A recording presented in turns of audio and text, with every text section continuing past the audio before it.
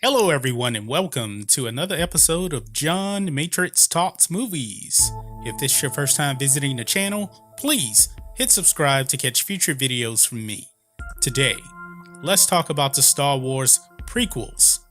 Yes, the 20th anniversary of Star Wars Episode 1, The Phantom Menace, is coming in May. I can't believe it's been 20 years. It has gone by fast. The prequel trilogy ended in 2005 with The Revenge of the Sith. Now, Ewan McGregor played a young Obi-wan Kenobi in all of those movies. And he actually spoke out recently talking about his reactions to how the prequels have changed over the years. Now, we all know that the prequels were kind of mixed in a lot of people's eyes, even though I'm a prequel fan and I think that Revenge of the Sith is the second best Star Wars movie. But he had some comments about the prequel trilogy. He even thought it was kind of strange how he was on nothing but green screen a lot shooting some of these movies. But this is what he had to say about that. This is his quote. Episode 3 was all green screen. They had us on green discs on a green floor with green background and a guy on the floor rotating us like chickens as we lunged at each other with lightsabers. What keeps you emotionally grounded is the other actor. Episode 2, I was on my own, speaking to thin air. But this scene was harrowing for Obi-Wan. I lose Anakin, and we see the danger of what it may lead to in episode 4, 5, and 6. For all my moaning about green screen, I did enjoy playing Obi-Wan, and I think this linked to Alec Guinness. George Lucas wanted to do something very different with the prequels. That's why people felt cheated. It was upsetting when people would laugh and joke about it. Now, many years later, the prequels meant a lot to the generation that were kids then. So from smirking, cynical opinions, now I'm getting feedback from the kids they were made for. I'm really happy about that. That is the words of Ewan McGregor. And yes, George, people probably don't appreciate this about George Lucas. George Lucas is an innovator. He is the most innovative filmmaker ever. If he sees something being done one way, he's trying to think of a way to push it to the next level. And I think that's how you got green screen.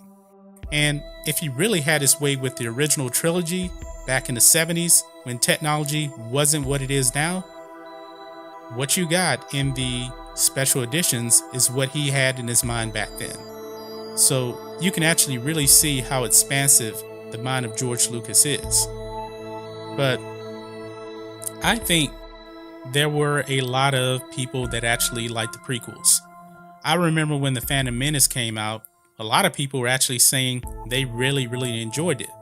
The prequel hate really, I think, came out after the trilogy was already done. Yes, I know that people were complaining about Hayden Christensen in Attack of the Clones. I completely get that. But to even put Revenge of the Sith in the same category as the first two movies, that is wildly inaccurate. I remember the press was actually saying this is the second best Star Wars movie ever made next to Empire. They said it. The prequels, they weren't as bad as people remember them. They were actually much better received than what they are now. And I think now that people are really getting an appreciation for the prequels now because of the sequel trilogy. A lot of people aren't happy with the state of Star Wars right now. And I think that they are realizing now how good they had it when George Lucas was running the show. There was continuity. There wasn't all of this, attacking the fans and everything like that, what Lucasfilm is doing right now. The Last Jedi would never be made under George Lucas. Actually, The Force Awakens would never be made with George Lucas because George Lucas doesn't like, rehashing stuff like that. He likes fresh, brand new stuff. And I think that's stuff that we're not getting in the sequel trilogy. Even prequel hater Simon Pegg, who actually played a small role in The Force Awakens, said that he hated the prequels And now he's saying that the sequel trilogy is missing George Lucas's touch. So, when it comes to the prequels, I have a lot of love for the prequels. I have a lot of respect for what George Lucas was doing. The things that he was doing were groundbreaking back then. Motion capture, nobody was doing motion capture. That's what you got with Jar Jar Binks. And if it wasn't for Jar Jar Binks, you may not actually have Thanos right now in the Avengers movies. That all goes back to the mind of George Lucas. And I really appreciate him for that. Now, The Phantom Menace and Attack of the Clones, they weren't all-time great Star Wars movies. No, they weren't. Revenge of the Sith was, but I do have a lot of respect for them.